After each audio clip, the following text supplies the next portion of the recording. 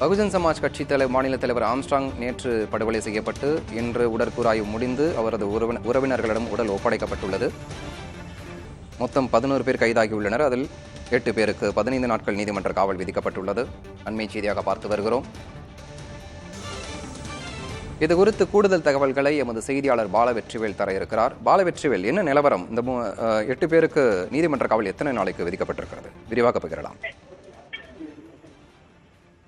தௌஃபிக், பகுஜன் சமாஜ் கட்சியினுடைய தலைவர் ஆம்ஸ்ட்ராங் வெள்ளிக்கிழமை 7:30 மணி அளவுல பெரம்பூரில் உள்ள அவரது வீட்டின் முன்பாக வெட்டி கொல்லப்பட்டுள்ள நிலையில அன்று இரவே கொலை நடந்து 3:30 மணி நேரத்துல 8 பேர் அண்ணா நகர் K4 போலீஸ் ஸ்டேஷன்ல நேரடியாக சரண்டர் ஆனாங்க.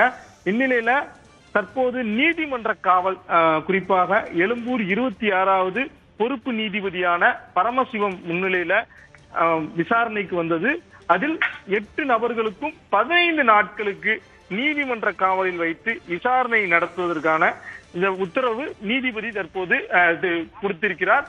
இதன் மூலமாக கொலை நடந்த கொலையில் சம்பந்தப்பட்ட அந்த 8 நபர்கள், குறிப்பாக ஆற்காடு பாலு, அருண் உள்ளிட்ட இந்த 8 நபர்களையும் அடுத்த 15 நாட்களுக்கு சென்னை பெருநகர காவல் துறையினர் முழு விசாரணை நடத்துவார்கள்.